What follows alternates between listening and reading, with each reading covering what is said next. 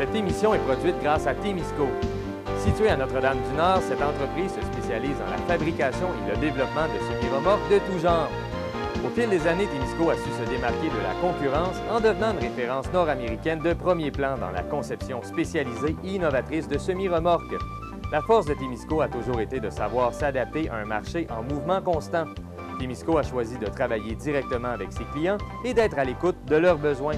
Ces dernières réalisations, équipements pour le transport de tours et de pales d'éoliennes, des fardiers conçus pour une charge de 70 tonnes jusqu'à 100 tonnes, des remorques à courroie conçues pour le transport de minerais, pierres, sable, asphalte et autres. Témisco adresse ses remerciements les plus sincères à tous ses collaborateurs. Merci à tous nos employés, merci à tous nos clients, merci à tous nos fournisseurs. Merci à tous ceux et celles qui, de près ou de loin, ont participé au succès de Témisco. Témisco, à la mesure de vos besoins. Cette semaine à Infotémis, 3e édition de la Grande Semaine des Tout-Petits, discussion sur la réalité des Franco-Ontariens, un artiste de la région est à l'honneur à Winnipeg, nouvelles expositions à la Galerie du Rift, Ville-Marie recevra le match des étoiles de la GMHL et les Pirates encore dominants à domicile.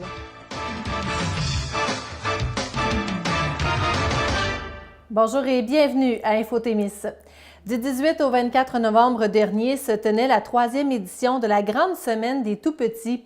Dans le cadre de cette semaine thématique mettant en vedette nos petits âgés de 0 à 5 ans, le CPE chez Calimero et Génération organisait une marche avec les enfants. La période 0-5 ans est déterminante pour le développement des tout-petits.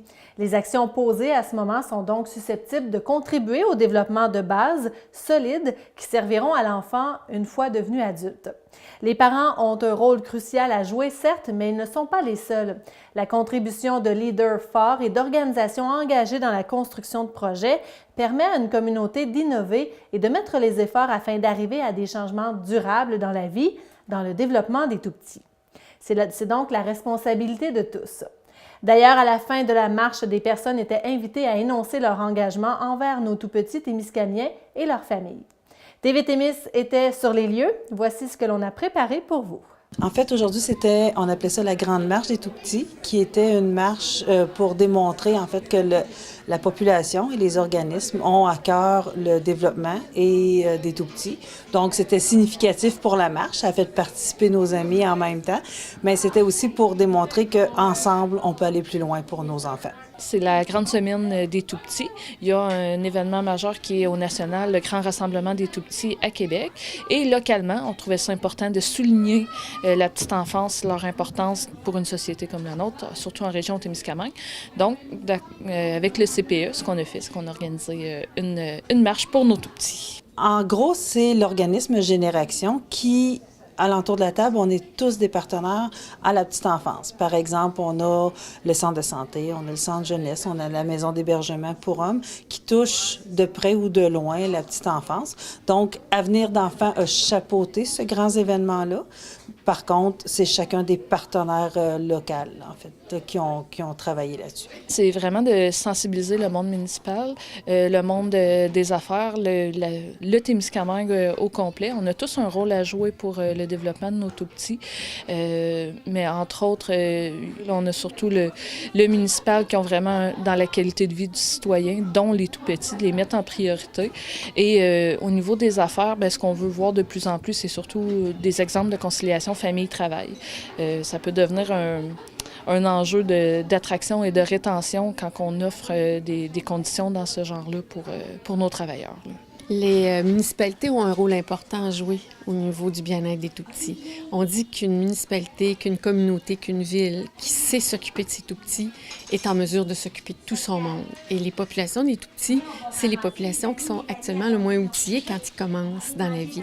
Donc, prendre des mesures, prendre des actions concrètes pour soutenir le travail, le déplacement, les loisirs des tout-petits, c'est porteur pour l'ensemble. Les municipalités prennent des décisions au quotidien sur l'aménagement du territoire, l'urbanisme, les rues, sur les soutiens aux organisations, sur l'organisation des loisirs, sur un ensemble de facteurs qui ont une incidence sur les tout-petits. Donc, le rôle des municipalités est majeur. Et on les encourage, la MRC les encourage. On est partenaire dans les politiques, dans l'élaboration des politiques familiales et je contribuerai à l'organisme Prendre soin de notre monde qui justement met en place, favorise la mise en place de toutes les mesures qui peuvent aider les populations, à commencer par nos tout-petits. Je pense que c'est partout pareil, c'est de se donner les outils pour dépister les besoins des enfants de 0-5 ans.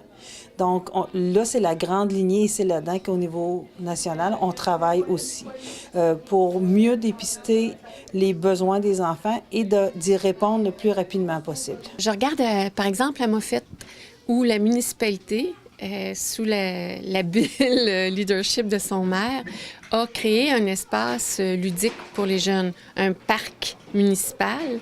Mais ce parc municipal-là, c'est aussi pour les personnes aînées. C'est le lieu où il y aura du Wi-Fi, du Internet disponible, gratuit pour tout le monde. Ils ont aussi fait en sorte que le Wi-Fi soit disponible à l'Étoile de l'Est, le restaurant, qui est un lieu de regroupement dans le village, qui est un lieu de rassemblement, qui est un lieu de rencontre. Donc, c'est le genre d'exemple où on part d'un parc pour les tout-petits, mais on crée un environnement favorable pour l'ensemble de la population. On offre des services qui vont servir toutes les couches de la population, toutes les catégories de besoins dans la population. C'est un exemple concret de ce que peuvent faire les municipalités. Une décision, un investissement, une organisation, un service. On prend soin de notre monde. Bien, ici, on a une agente pivot pour outiller les familles et les centres de petite enfance aussi à appeler les bonnes personnes quand on détecte, ou parce qu'on n'est pas des professionnels là-dedans, fait qu'on a besoin d'eux pour nous aider à bien outiller les familles. Donc, souvent, il les dirige vers les bons services. Donc, le service est plus rapide et les enfants en bénéficient au bout de la ligne. Ça contribue d'abord à rendre le milieu confortable pour les personnes qui y sont déjà. Si nos propres citoyens ne sont pas bien dans les milieux qu'on a, comment est-ce qu'on peut attirer d'autres personnes? Alors, c'est la première étape. On rend les milieux favorables et confortables pour tout notre monde.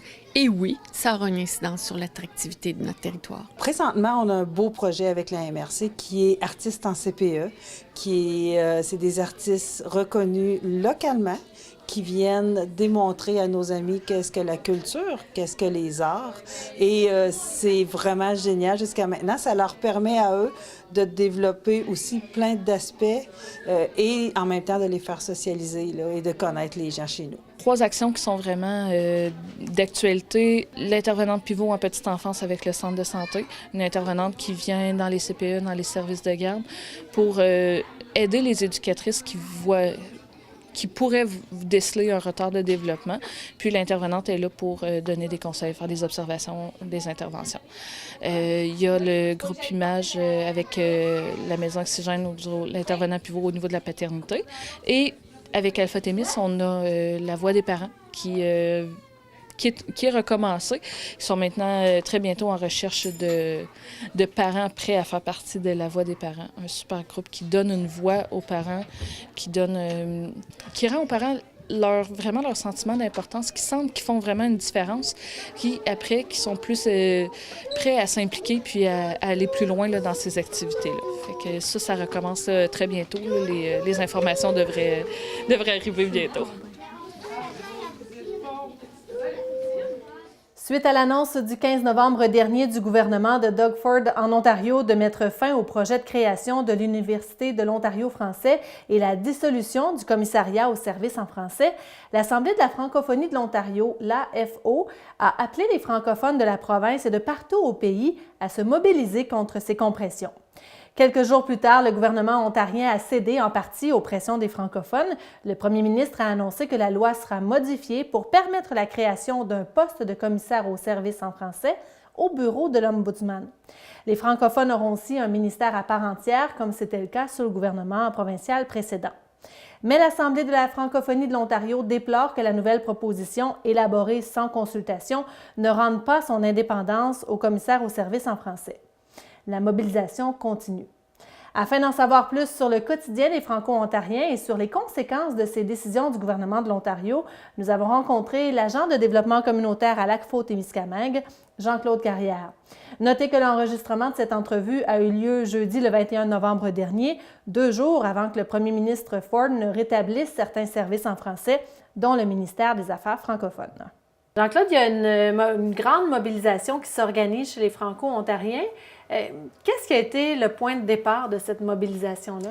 Avant de parler de le point de départ avec notre premier ministre Doug Ford, il faut que je te parle que Denise Bombardier est venue il y a à peu près 3 semaines, tout le monde en parle, et elle a dit à Jean Chrétien, l'ex-premier ministre du Canada, que les francophones en dehors du Québec étaient en train de mourir. Alors, ça fait une tollée générale, les gens se sont levés.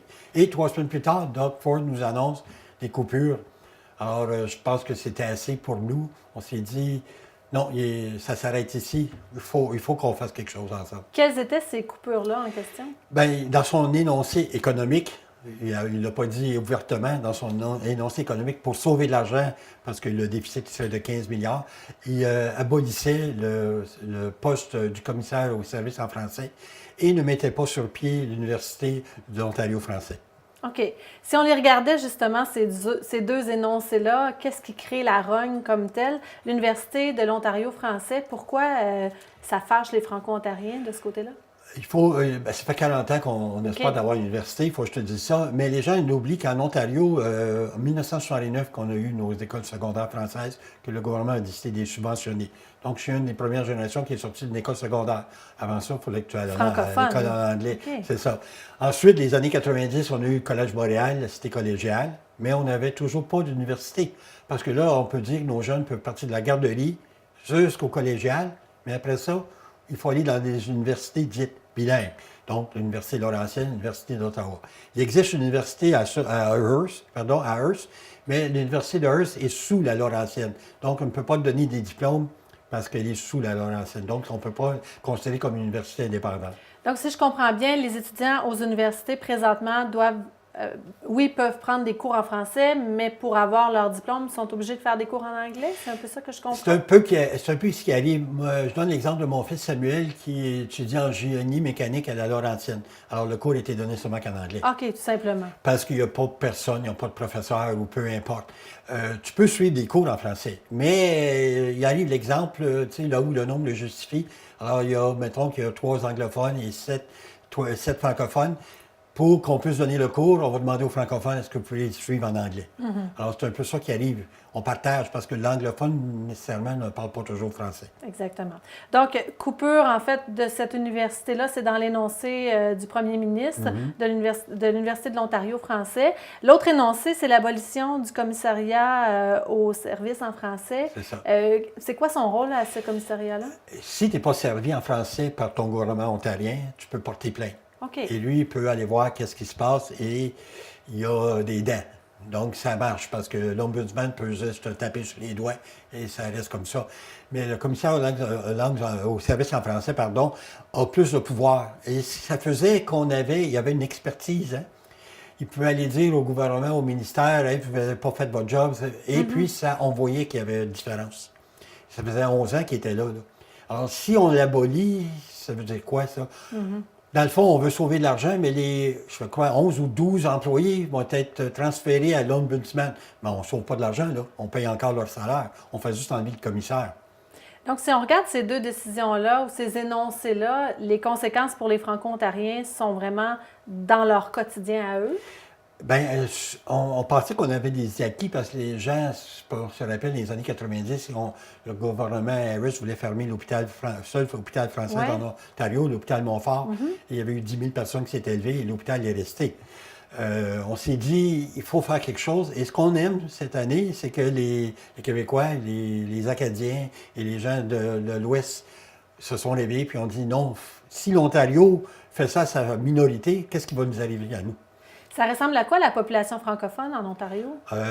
Apparemment qu'on serait 622 000 franco-ontariens, mais il y aurait 1 700 000, on n'est pas sûr, jusqu'à 2 millions qui parleraient français, parce qu'oublie pas, il y a beaucoup d'immigrants, il y a des anglophones qui parlent anglais, donc on serait à peu près 2 millions qui parleraient le français en Ontario.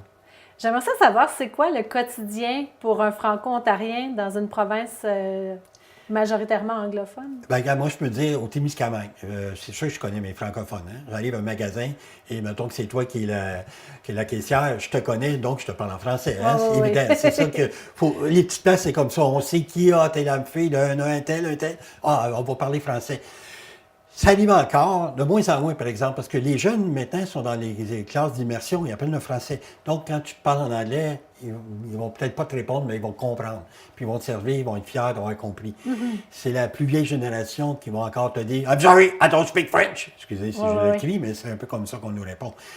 Et ça, on le vit encore, malheureusement. Et qu'est-ce que vous répondez si quelqu'un nous entend puis dit « ben vous avez juste à parler en anglais ». Qu'est-ce qu'on répond à ça? Ça dépend des journées. Des journées, des fois, je m'emporte. Ouais. D'autres fois, je suis pressé, je sors mon anglais. Mais je donne toujours un exemple. Je dis aux anglophones, on partage le pays depuis 1760. Et il serait peut-être temps que tu comprennes que 3 et 3, c'est quasiment la même chose. Il s'agit juste d'ouvrir un peu ton oreille puis de montrer aux gens que tu as une ouverture. Parce que si je suis obligé de me faire appeler John parce qu'on n'est pas capable de dire Jean-Claude, bien, c'est où le problème, là? Est-ce qu'on est bouché ou est-ce qu'on fait exprès? C'est ça qui est difficile à comprendre. Moi, j'ai la chance d'avoir appris les 2 langues. Donc, je peux écouter des nouvelles en français et en anglais et c'est pas toujours traité de la même façon. Et je peux faire le poids là-dedans. Et puis, je peux visiter tout le monde entier, là, hein? Je vais être servi assez bien, autant en anglais qu'en français. Donc, quand on prend le temps d'apprendre une autre langue, bien, ça nous ouvre à une autre culture, ça nous ouvre sur le monde. Et c'est ce que j'espère que nos anglophones puissent comprendre. Je peux te dire qu'en Ontario, maintenant, il y a 600 000 jeunes qui fréquentent les écoles d'immersion. OK. Là-dedans, ce qu'il y en aura peut-être sûrement que 20 qui vont devenir vraiment, ils vont parler autant le français que l'anglais, mais je me dis que les 80 autres %, ils vont avoir compris, ils vont avoir attendu le français. Et on n'aura peut-être plus jamais des... I'm sorry, I don't speak French. Et de plus en plus, je pense qu'il y a des familles anglophones aussi qui inscrivent leurs enfants en français, justement, pour leur faire connaître. Qu'est-ce qui arrive, c'est qu'on a beaucoup de familles exogames. Exogame, ça veut dire qu'il y a un anglophone et une francophone. OK. Donc, ces gens-là, on appelle ça des ayants droit. Alors, si moi, ma mère allait fréquenter l'école française, moi, je ne l'ai pas fait, mais mes enfants peuvent aller à l'école française parce que je suis un ayant droit. OK. Le problème, c'est que je ne parle pas français, même si j'ai un nom français. Mon jeune parle vraiment anglais, je l'envoie à l'école. Ce qui arrive, c'est que nos jeunes parlent plus anglais entre eux. Alors, parce que la culture ne se transmet pas seulement qu'à l'école, elle commence à la maison. À la maison, oui. C'est ça qu'on vit de plus en plus. Et nos jeunes qui arrivent à l'école, bien, les petits jeunes parlent anglais. Donc, qu'est-ce qu'on fait? On a tendance à parler anglais dans nos récréations, hein, quand on se parle entre nous. L'autre chose aussi, l'enseignante ou l'enseignant, s'il ne vit pas en français non plus à la maison, comment on transmet la culture? Et ça, c'est mon opinion personnelle, parce que une culture, il faut la vivre. Et c'est ça qui est de plus en plus difficile. Et puis, je pense qu'il faut regarder en 2018, la mondialisation fait en sorte que les cultures, ça va être quoi plus tard? Et nous, comme on l'a vécu à la façon qu'on était plus renfermés sur nous, je pense qu'on a un peu plus de difficulté à accepter que ça change, que ça va venir d'autres choses. Alors, j'espère que nos jeunes ils vont être ouverts à ça. Et je donne toujours l'exemple à mon fils Samuel, que je mentionnais tantôt. Quand il a fréquenté l'université, la première chose que je lui ai dit, quand tu rencontres quelqu'un qui vient de Chine, de Pakistan, cette affaire-là, parle avec lui, découvre c'est quoi sa culture, cette affaire-là. Et quand il m'appelait, il fait « Hey, savais-tu qu'en Pakistan? » Alors, j'étais très content, puis il a fait comprendre que l'importance d'écouter les autres cultures pour s'apercevoir que oui, des choses, on est chanceux, nous, chez nous, on a des choses comme ça, mais il y a des fois, il y a des belles cultures qu'on se ferme, qu'on n'ose pas regarder. Ça devient une fierté, en fait, pour les Franco-Ontariens de choisir de vivre en français? Moi, j'aimerais qu'on arrête. Oui, c'est une fierté, mais j'aimerais qu'on soit plus que ça, qu'on n'ait pas honte. Exactement, oui. Parce qu'être fier, c'est beau, mais de ne pas avoir honte, ça veut dire quoi, pas avoir honte? S'il y a un anglophone, il m'insulte, je suis capable de répondre tout en étant respectueux, au lieu de m'abaisser et de lui parler anglais, parce que pauvre lui. C'est ça, moi, je dis tout le temps, c'est pas que je suis fier, c'est que j'ai pas honte. Et ça, c'est important d'inculquer ça à mes petits-enfants, que j'espère je vais pouvoir leur montrer. Puis pas qu'ils soient fanatiques. Le fanatisme, c'est pas bon. Il faut éviter ça, parce qu'on met des bombes, ça donne rien. Donc, Jean-Claude, il y a une grande mobilisation qui s'organise, ça se modifie jour après jour, il y a plein de choses qui s'ajoutent jour après jour. Comment les Franco-Ontariens, d'abord, peuvent participer à cette mobilisation-là? L'Assemblée de la francophonie de l'Ontario, l'AFO, qui chapeaute toute la francophonie de l'Ontario, a mis sur pied une pétition. et qui s'appelle Résistance et qu'on peut aller voir sur leur site web, c'est monassemblée.ca. Si on va sur le site web, ça nous amène à la pétition, ces choses-là. On peut contribuer, même si on est québécois, parce que quand on fait des manifestations, si on organise des autobus, des choses comme ça prend des sous. Alors, on vous aide et appuyez-nous en signant la pétition, parce que plus on donne notre nom, plus on montre à notre gouvernement que, oups, c'est pas bien intelligent ce que vous avez fait. Parce que c'est ça s'ouvre au Québec aussi. On n'est pas obligé d'être ontarien pour répondre à cette manifestation-là, On cette espère, mobilisation-là. non, c'est ça, parce qu'on espère que les Acadiens, que les gens de l'Ouest, que nos amis anglophones, parce qu'il y a des francophiles qui nous appuient, qui montrent que, ben là, tu es allé trop loin, faut pas retourner en arrière. Donc, on va sur monassemblée.ca pour C'est avoir ça. plus de détails ou encore on communique avec vous du côté de l'ACFO? Oui, au 705-647-6105. Évidemment, sur les heures d'ouverture du bureau, parce que il faut que je dorme, moi aussi. Jean-Claude Carrière, merci beaucoup. Merci, Nadine. Inspiré par le mandat de l'Office national du film, l'ONF, de mettre en valeur la diversité des paroles autochtones en français au pays, le laboratoire Dérangé vise à rassembler ces artistes autour d'un projet de création afin qu'ils puissent investir l'espace public avec leur œuvre. Du 11 au 15 novembre dernier, au Video Pool Media Arts Center à Winnipeg, 4 créateurs et créatrices d'origine autochtone ont été jumelés pour développer en duo des prototypes d'œuvres en art médiatique avec une dominante visuelle. Des séances de mentorat ont aussi été animées par des artistes autochtones de renommée internationale, Caroline Monet et Sébastien Aubin, participants du premier laboratoire Dérangé à Montréal en 2016, ainsi que France Trépanier. Les prototypes créés ont été présentés à des diffuseurs et producteurs de la scène culturelle manitobaine ainsi qu'au public. Afin d'en savoir plus sur le projet, nous avons rencontré un des participants, originaire du Témiscamingue, Dominique Lafontaine. Dominique, vous avez participé à la 2e édition du laboratoire de création Dérangé. Expliquez-nous d'abord, qu'est-ce que c'est, ça? C'est un projet qui a été fait avec l'ONF à Winnipeg. C'est des artistes francophones, autochtones, qui sont hors Québec. Moi, je suis juste sur la frontière, à Témiscamingue First Nation. Et c'est ça, ils nous ont invités à aller à Winnipeg puis travailler sur une œuvre d'art afin de faire un prototype pour éventuellement les exposer à des galeries à travers le Canada. Et comment vous en êtes arrivé à pouvoir participer à ça? Drôlement sur Facebook. Il y a un groupe d'artistes multidisciplinaires. C'est juste à travers le Canada. Puis c'est ça, c'est juste, j'ai vu un post, puis c'était le 2e appel. J'étais comme, aussi bien l'essayer. Et là, vous le disiez, c'était hors Québec, mais puisque vous étiez sur la frontière, on a fait un petit tour de passe-passe, puis on a dit, OK, on peut l'accepter. Ouais, puis de plus, moi, je suis né à Kirkland Lake. Je suis franco-ontarien de pur. Là. J'étais allé à l'école en français en Ontario toute ma vie. Là. OK. Ouais. Comment ça s'est passé rendu là-bas? Donc, vous avez été choisi. Est-ce qu'il y avait beaucoup d'autres participants? Il y en avait 3 autres. OK. Donc, on s'est tous rencontrés à Winnipeg dans le mois de septembre. Juste pour se rencontrer, juste voir, OK, c'est quoi nos équipes et tout ça. Puis on s'est juste... on s'est rencontrés ce jour-là, on a parlé un petit peu, puis c'était juste comme naturellement, on s'est mis dans nos équipes. OK, par équipe de 2? Donc, deux équipes de 2. Ouais. Est-ce qu'il y avait un thème? Comment vous avez décidé ce que vous faisiez? Non, c'est ça qui était quand même assez drôle.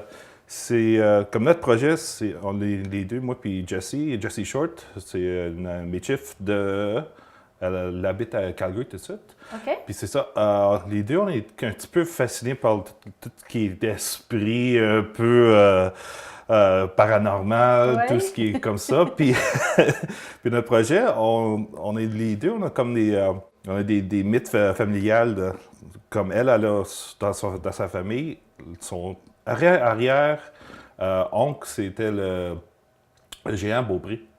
OK. C'est ça. Puis on se parlait des géants, puis c'est comme ça qu'on est arrivé à utiliser les projecteurs, parce qu'on voulait créer des géants en commençant. Puis c'était fou, là. Donc, vous avez eu cette idée-là de départ et c'était quoi, sur une semaine que vous deviez développer? C'était à travers une semaine à Winnipeg, mais on se parlait sur Skype. OK.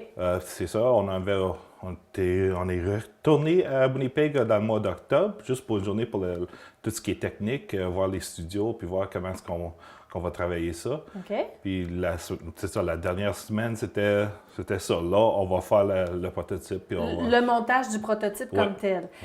Une fois que ce montage-là a été fait, que le travail a été fait, qu'est-ce qui s'est passé vers la fin de la semaine? Vers la fin de la semaine, après ça, on a invité tous les galéristes, on parle de beaucoup de personnes de l'ONF aussi, des universités, Winnipeg Art Gallery. On a fait une mini exposition. Puis c'est ça. Puis c'est ça. On a pris toute la journée à expliquer notre œuvre à toutes sortes de personnes. Et c'était quoi finalement le final de votre œuvre? Votre œuvre, est-ce qu'elle avait un nom? Oui, ça s'appelle Ni l'un ni l'autre. Parce qu'il y a deux projecteurs qui projettent vers du millard, qui est un peu comme un miroir. Puis c'est les réflexions de la projection qui créent le genre de vague. Puis c'est ça change tout le temps l'image. Puis c'est ça, c'est une dualité, mais ça ne l'est pas parce qu'il y avait des temps que des fois ils se mettent ensemble. En symbiose. En symbiose, à danser un peu.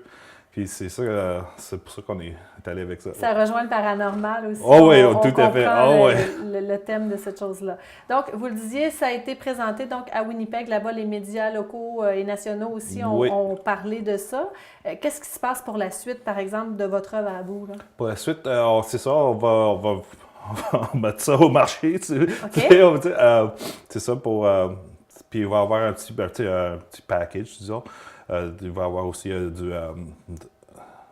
pas un documentaire, mais une vidéo sur le site de l'ONF juste pour montrer aux gens c'est quoi exactement. Parce que là, on peut voir justement le processus de création sur le site de l'ONF. Il y a des vidéoclips jour 1, jour 2, jour 3, etc. Donc, pour voir un peu comment ça s'est passé. Mais il y aura une suite donc du final? Oui, exactement. Okay. C'était juste un prototype, là. C'est de voir pour aller à d'autres galeries, puis parce que c'était à Vidéopool, qui est quand même une belle galerie, mais c'est pas très grand. Vous disiez que lors de la première édition, en fait, il y a un des prototypes qui s'est rendu jusqu'au Musée des Beaux-Arts de Montréal. Oui, exactement. Donc, ça peut vraiment faire une suite très espérons. intéressante pour vous. Oui, espérons, oui. Donc, c'était à Winnipeg, cette expérience-là. Qu'est-ce que ça vous a apporté en tant qu'artiste?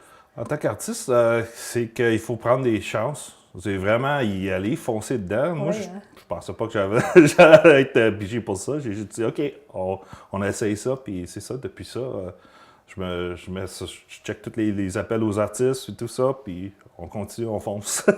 Qu'est-ce que vous retenez de Winnipeg? De Winnipeg, il fait fret. Ah oui? Il fait fret. C'est vraiment une vraie chose, là.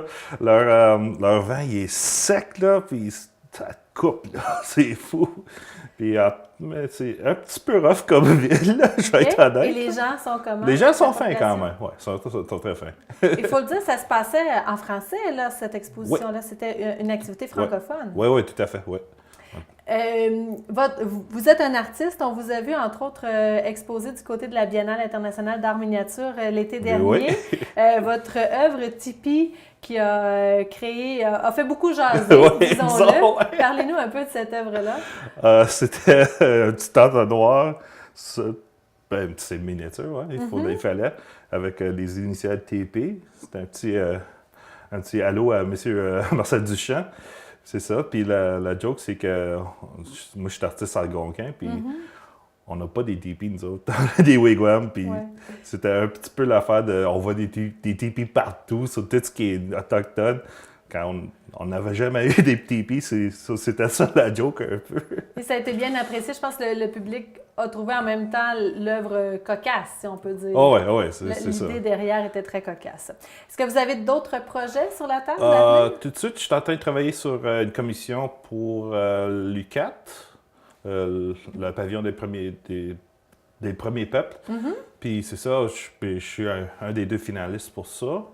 Ça va se dérouler dans le mois de mars. OK, ça consiste à quoi?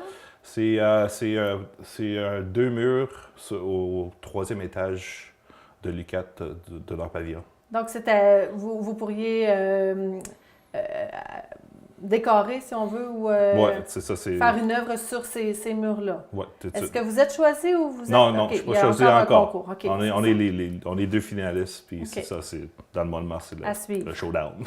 Un autre projet, peut-être? Oui, j'en ai un autre, mais je peux pas en parler tout de suite. Ouais. Même pas un indice? C'est à Gatineau.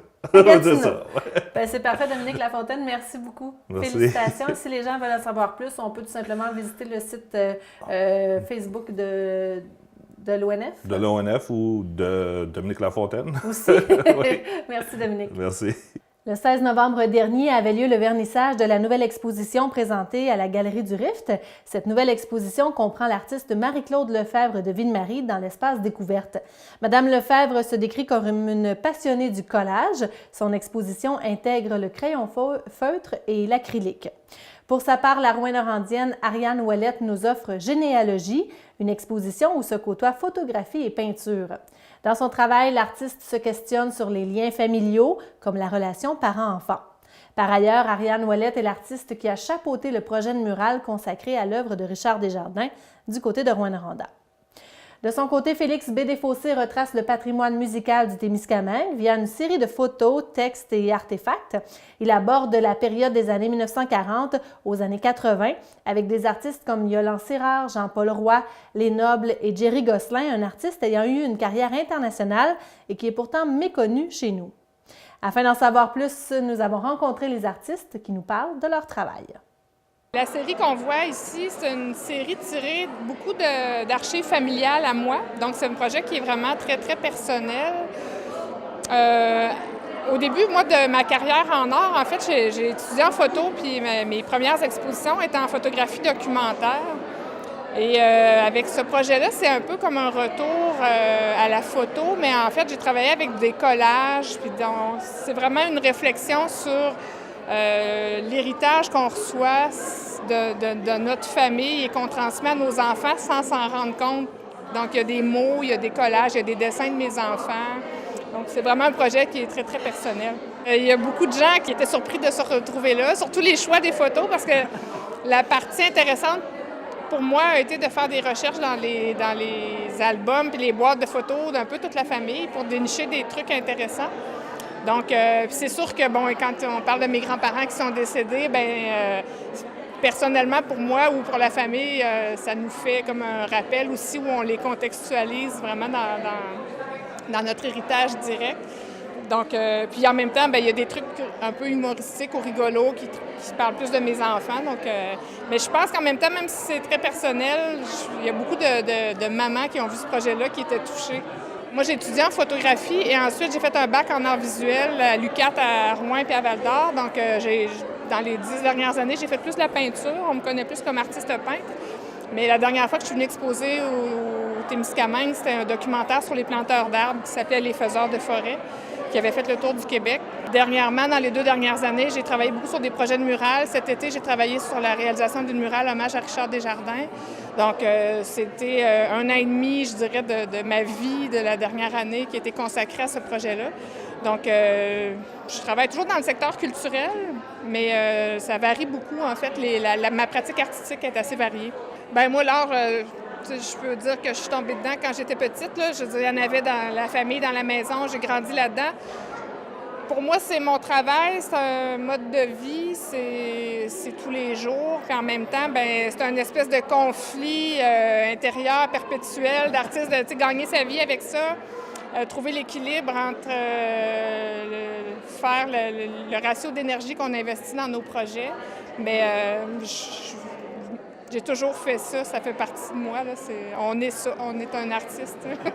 À l'origine, c'est des gens de Val-d'Or qui m'ont proposé de monter l'exposition parce que moi, j'avais un projet d'écrire un livre sur l'histoire de la musique en Abitibi-Témiscamingue. Et puis finalement, l'exposition s'est révélée être probablement le meilleur moyen de faire de la recherche parce que ça me permet. Mon objectif, c'est que l'exposition se promène dans chacun des pôles de la région. Fait que quand je dirige vers un pôle, je peux faire la recherche approfondie sur cet endroit-là. Puis après ça, je sais que dans l'œuvre finale, on va avoir toutes les histoires. Fait que j'essaie de raconter ou énumérer les musiciens de la manière la plus exhaustive possible. Fait que l'idée, c'est de reconquérir notre patrimoine musical, se le réapproprier, puis qu'on sache peut-être un peu plus ou un peu mieux qui on est à partir de tout ça. C'est des heures et des heures et des heures de recherche, c'est sûr, c'est des entrevues, beaucoup. C'est commander des disques sur Internet qui sont des fois à l'autre bout du Canada ou aux États-Unis, whatever, chez d'autres collectionneurs pour pouvoir après ça regarder ces disques-là, les détails qu'il y a là-dessus, trouver des informations. C'est vraiment aussi de sortir de la maison, tu sais. Il y a des recherches qui se font sur Internet pour la patente, mais moi, je vais sur le terrain, je vais dans les marchés aux puces, j'achète des disques usagés, j'achète, tu sais, la culture populaire, pour moi, se retrouve là, puis il me donne tellement d'indices sur ce que les gens ont vraiment écouté, sur la musique que les gens ont vraiment aimé, que c'est un peu comme ça que je base ma recherche. Je me dis, je veux voir ce qui a été important pour les gens d'un territoire donné, puis à partir de là, on va pouvoir leur raconter une histoire qui soit vraie et qui ne soit pas juste l'histoire de musiciens qui a été peut-être plus élitiste, mais pas vraiment écouté par les gens. L'histoire de Jerry Gosselin, c'est une des plus belles que j'ai pu découvrir en faisant cette recherche-là. C'est un musicien, lui, qui est de La Tulipe. Alors, à l'origine, j'avais fait des recherches sur l'histoire de la musique à Rouen, puis j'avais numérisé plein de photos qui venaient des archives d'un musicien western qui s'appelle Johnny LaChapelle. Dans ces photos, il y avait une photo de promo d'un groupe sur laquelle on voyait 4 musiciens non identifiés. En arrière, il était écrit Jerry Gosselin avec un numéro de téléphone, La Tulipe. C'est tout ce que je savais. J'ai fait un appel à tous sur Internet. Est-ce que quelqu'un peut m'aider à retrouver Jerry Gosselin? Monsieur Gosselin est mort en 1996. Finalement, je l'ai appris par la suite, mais son neveu m'est arrivé. Il m'a dit, mon oncle avait une passion, c'était la photographie. Donc, il a numérisé un paquet de photographies qui résumait toute une carrière incroyable. Et j'en parle, j'ai des frissons, là, parce que tout d'un coup, on se retrouve dans ces photos-là à Memphis, à Nashville, dans les Maritimes, à Sudbury, à La Tulipe, un peu partout au Témiscamingue aussi, à Malartic, au centre-ville de Malartic. J'ai pu retracer avec ça l'histoire d'un homme qui était probablement très, très humble, dont l'histoire a été complètement oubliée. Pourtant, sur toutes les photos, on le voit jouer des instruments différents. Il peut chanter. Des fois, il joue de la guitare. Des fois, il joue de la contrebasse. Des fois, il joue du lap steel, de la guitare hawaïenne. Là. Et puis, tu te dis, OK, ce gars-là pouvait tout faire. Il a joué partout. On le connaît pas. Et là, son neveu m'a dit, j'ai des cassettes aussi. J'ai des cassettes de mon oncle. Alors là, j'ai numérisé les cassettes. Et là, j'ai pu découvrir des enregistrements réalisés à la maison par Jerry Gosselin sur 4 pistes. Donc, c'est des enregistrements quand même de qualité. Et qui faisait découvrir une musique country qui était extrêmement triste et profonde. Il y avait vraiment quelque chose là. C'est une histoire incroyable, celle de Jerry Gosselin. C'est une des histoires qui est racontée dans l'exposition. Mon autre coup de cœur, c'est pour l'histoire de Carole Simard, qui vient de Fugerville, qui a commencé dans le trio Sourire avec son frère et sa sœur. Le trio Sourire est déménagé dans le coin de Laval. Et puis, elle est devenue une vedette pop dans les années 70 au Québec qui s'appelait Nada. Elle a eu des grands succès 70-71 et puis est revenue dans la région par après. Mais elle était tellement belle, tellement resplendissante comme femme, qu'elle est devenue une icône de la mode aussi. Alors, quand on voit ces photos-là, ces albums-là, ces réalisations-là, tu te dis c'est incroyable de penser que en Abitibi-Témiscamingue, on est un peu de même. Oh, un petit gars de telle place, une petite fille de telle place, une petite fille de Fugerville qui est devenue cette grande icône de la mode et de la pop des années 70. Pour moi, ça, c'est vraiment une belle histoire aussi. Ville-Marie sera l'hôte du match des étoiles de la GMHL le 15 janvier prochain. Tout un tour de force pour l'Organisation des Pirates qui en est seulement à sa 2e année d'existence. L'événement se déroulera en 2 temps. Un premier match mettra aux prises les joueurs de la GMHL aspirant se joindre à une équipe collégiale dans le futur, puis un second match où s'opposeront les joueurs qui rêvent d'accéder au niveau professionnel. En tout, ce sont donc les 80 meilleurs joueurs de la GMHL qui seront à Ville-Marie le 15 janvier prochain. De plus, plusieurs recruteurs et dirigeants d'équipe seront aussi sur place. C'est une excellente nouvelle pour l'économie de la ville de Ville-Marie, puisque tout ce beau monde mangera et sera hébergé à Ville-Marie. Le président des Pirates, Darcy Brien, était très fier d'annoncer la venue de cette prestigieuse rencontre à Ville-Marie. Il promet tout un spectacle. Et pour sa part, le maire de Ville-Marie, Michel Roy, se réjouit de la visibilité qu'obtiendra sa ville auprès d'une clientèle principalement ontarienne qui en seront, pour bien des cas, une première visite chez nous. Voici leurs commentaires. Bien, on est heureux d'annoncer cette année que la GMHL a décidé de réunir 2 activités qui faisaient les autres années, le Showcase et le All-Star, en un gros événement qui va se produire cette année le 15 janvier à Ville-Marie. Et ça nous fait plaisir de vous dire que c'est nous qui va l'avoir. On a travaillé fort depuis 2 mois. On a insisté et persisté. Et puis, c'est sûr que la GMHL est intéressante en tant que telle parce qu'on est l'aréna qui a le plus d'audience. Il y a de l'atmosphère dans notre aréna. Les gens sont professionnels. Il y a une qualité de diffusion. Tous les éléments sont là, sauf qu'on est loin des grands centres. C'est pas facile à déplacer les gens, mais on leur a fait des conditions qu'ils ne peuvent pas refuser. On leur a organisé un transport pour apporter les joueurs ici. On les a fait... On va bien les accueillir, puis ils savent. Ça fait que c'est pour ça qu'à force de persister et d'insister, ils ont finalement dit oui. Oui, on est extrêmement fiers que les Pirates aient réussi à tirer le match des étoiles chez nous. On est contents. Il va y avoir des retombées. Il va y avoir plein de gens de l'Ontario qui vont débouler chez nous. C'est qu'on est, on est assez heureux de la nouvelle. Dans le fond, il y a 23 équipes dans le GMHL. On prend les 80 meilleurs joueurs de ces équipes-là et puis on les apporte ici. Et les joueurs, à l'origine, quand ils signent le contrat, leur carte de joueur, ils sont obligés de cocher s'ils ont des aspirations à jouer dans le niveau professionnel ou des aspirations à jouer dans le niveau collégial ou universitaire. Et puis à partir de là, on va faire 4 équipes, 2 équipes de professionnels, 2 équipes de collégiales, et puis il va y avoir 2 matchs, un match professionnel puis un match de collégial. Ça va selon les statistiques des joueurs, selon le niveau, le rang de l'équipe dans la Ligue, mais on s'attend idéalement à en avoir 8 à 10 joueurs des Pirates. 10, on serait très, très heureux, mais 8, on va l'être aussi quand même. Là. On a vraiment fait, le staff a fait une très belle job, puis écoute, ça va faire un beau spectacle pour les gens de Ville-Marie, ça a l'opportunité de voir l'autre division évoluer à Ville-Marie, puis non, je pense qu'il y aura un bon spectacle. C'est une très belle visibilité, puis je te dirais qu'on apprend un peu parce que ce dossier-là vient de débouler chez nous il y a environ 2-3 jours. On savait que M. Brien travaillait avec la Ligue, mais on vient d'apprendre la nouvelle là, depuis quelques jours que c'est officiel, donc on va voir qu'est-ce que ça implique, tout ça. On va les supporter là-dedans. Puis oui, ça va donner des retombées aux hôtels, aux restaurants, c'est sûr et certain. Mis à part les grosses retombées économiques, c'est la visibilité. Les gens de l'Ontario complet, les recruteurs vont être présents, des recruteurs vont nous surveiller sur Internet, notre diffusion directe. Il va y avoir des gens des États-Unis, de l'Europe, d'un peu partout. Donc, ça met Ville-Marie et les Pirates, beaucoup les Pirates, sur la carte mondiale. Donc, ça va nous aider à notre recrutement futur, ça va nous aider à attirer les gens parce qu'ils vont voir que la GMHL, il y a un niveau de qualité qui est très élevé. Les Pirates de Ville-Marie, c'est une équipe qui est professionnelle à tous les niveaux, autant sur la patinoire que dans l'organisation. Donc, ça peut être juste du bénéfique avec la collaboration de la Ville de Ville-Marie. On va faire 2 très beaux matchs, un beau programme double. Les Pirates de Ville-Marie demeurent confortablement installés en tête du classement de la division Nord de la GMHL avec un peu plus de la moitié de leur saison disputée. La semaine dernière, les Pirates ont lessivé le Shield de South Muskoka 14-2 à l'Arena Frère-Arthur Bergeron. Voici le résumé avec Francis Prudhomme. Ce reportage vous est présenté par Desjardins, fiers de contribuer à la fougue du hockey au Témiscamingue.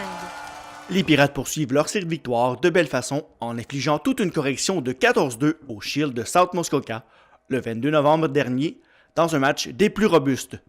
2 matchs en 2 soirs pour les Pirates, puisque la veille, la troupe d'Alain Mercier l'avait aussi emporté 4-3 sur la route contre les Bulls de Bradford. On avait parti là-bas avec un effectif réduit, mais tu sais, comme on le disait depuis le début de la saison, on a de la profondeur, quoi que ce soit, fait que ça donne du temps de glace à nos gars de la 3, la 4, etc., tout ça, mais ils se sont présentés, on avait le mot d'ordre de se présenter à chaque chiffre, des chiffres courts, quoi que ce soit, parce qu'on joue à 3 lignes. Mais quand même, les Bulls, ils ont quand même une bonne équipe, ils ont un très, très bon premier trio. Ils nous ont donné du fil à retordre quand même. C'était de 2-0, je crois. Maintenant, ça a monté à 2-2, 3-2.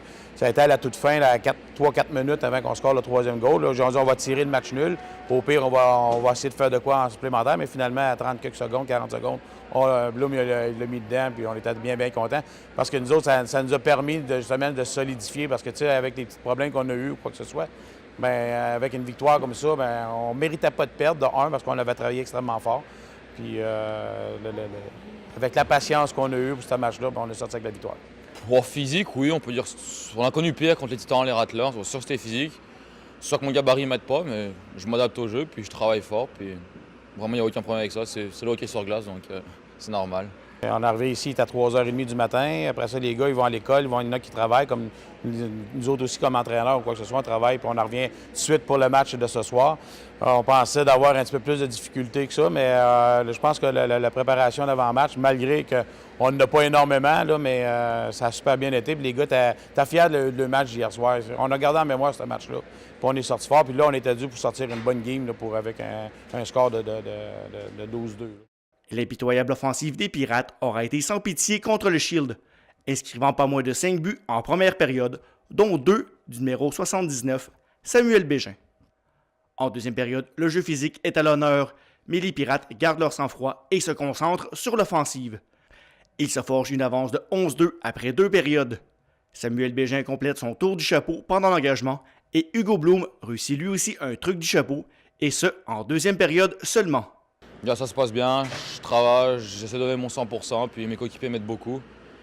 Puis je pense que c'est vraiment ce qui paye. Là. En troisième période, un plaquage par derrière à l'endroit de William Secours donnera un avantage numérique de 5 minutes aux Pirates, qui en profiteront pour marquer un 12e but.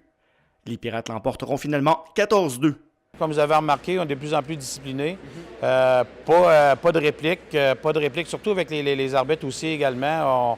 On a appris à se taire, comme on pourrait bien dire. Là. Mais puis ça porte fruit, là, parce que il y a des escarmouches qu'on aurait habituellement, on aurait eu des 2, des 5 minutes, même des Q. Mais là, ça a passé, puis on laisse jouer. C'était le mot d'ordre aussi. Là. Pendant la rencontre, les Pirates auront su faire face à l'adversité, puisque plusieurs blessures sont survenues lors du match, si bien que l'entraîneur Alain Mercier aura dû composer avec des effectifs réduits pour une bonne partie du match. On peut mettre, moi je pense que tous les trios qu'on composait, ça va produire. Là, le seul trio qu'on n'a pas touché, c'est celui-là avec Bégin, puis Boire, puis Bloom. Mais les autres, tu peux mettre n'importe un joueur, on peut mettre un Harpin, on peut mettre un Paquin, un Guimond, dans toutes les sauces, puis ils vont faire la job. Hein. Les gars, ils répondent très, très bien. Puis chapeau pour eux autres. Un reportage de Francis Prudhomme pour TV Témis. Desjardins est fier de vous avoir présenté ce reportage des Pirates de Ville-Marie.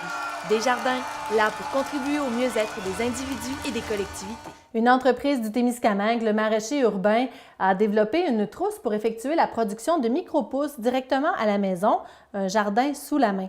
Selon les informations recueillies par la journaliste Tania Neveu de ICI Radio-Canada Régional, cet automne, le maraîcher urbain a cessé d'offrir ses produits en épicerie. Son propriétaire, Denis Poitras, s'est plutôt attaqué à la commercialisation du produit qu'il a inventé, le Terraga. Il s'agit en fait d'un substrat gélatineux et aseptisé qui conserve les micro-pousses vivantes et fraîches en leur donnant une plus grande espérance de vie. Cette substance est déjà utilisée pour les micro-pousses qu'il vend aux restaurateurs. Mais depuis 1 an, Denis Poitras développe l'idée de commercialiser son invention pour le consommateur.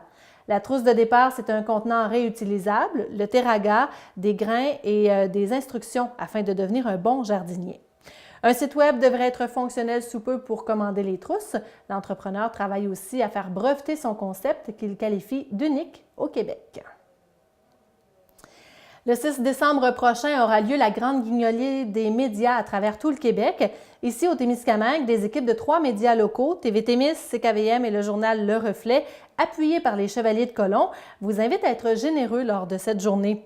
Petite nouveauté cette année pour la guignolée des médias au Témiscamingue, l'ajout d'un parrain d'honneur. Il s'agit de Construction CFR. Pour plus de détails, nous vous invitons à être à l'écoute de CKVM toute la journée du 6 décembre et visiter aussi la page Facebook de l'événement Guignolée des médias au Témiscamingue. En terminant, nous vous invitons à prendre quelques minutes pour regarder le reportage de la journaliste Tania Neveu de Radio-Canada Régional au sujet du Télébingo de TV Témis, un groupe d'amis de Notre-Dame-du-Nord qui ont accepté de parler de leur participation au Télébingo. Elle raconte les raisons qui les ont poussés à jouer au bingo semaine après semaine depuis plusieurs années. Plus de 25 télévisions communautaires offrent le bingo télévisé à travers le Québec et à ce jour, pour TV Témis, on a remis en prix plus de 915 000 $. Visitez notre page Facebook pour voir le reportage, mais aussi voir les détails de notre télébingo qui est diffusé tous les mercredis à 18h. Et voilà, c'est tout pour Infotémis pour cette semaine. Merci beaucoup d'avoir été là. À bientôt.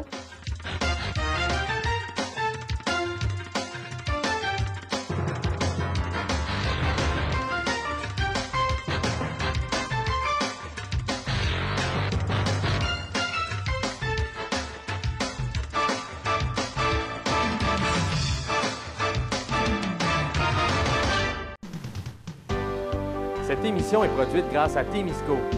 Située à Notre-Dame-du-Nord, cette entreprise se spécialise dans la fabrication et le développement de semi-remorques de tout genre. Au fil des années, Témisco a su se démarquer de la concurrence en devenant une référence nord-américaine de premier plan dans la conception spécialisée et innovatrice de semi-remorques. La force de Témisco a toujours été de savoir s'adapter à un marché en mouvement constant. Témisco a choisi de travailler directement avec ses clients et d'être à l'écoute de leurs besoins. Ces dernières réalisations, équipements pour le transport de tours et de pales d'éoliennes, des fardiers conçus pour une charge de 70 tonnes jusqu'à 100 tonnes, des remorques à courroie conçues pour le transport de minerais, pierres, sable, asphalte et autres. Témisco adresse ses remerciements les plus sincères à tous ses collaborateurs. Merci à tous nos employés, merci à tous nos clients, merci à tous nos fournisseurs. Merci à tous ceux et celles qui, de près ou de loin, ont participé au succès de Témisco. Témisco, à la mesure de vos besoins.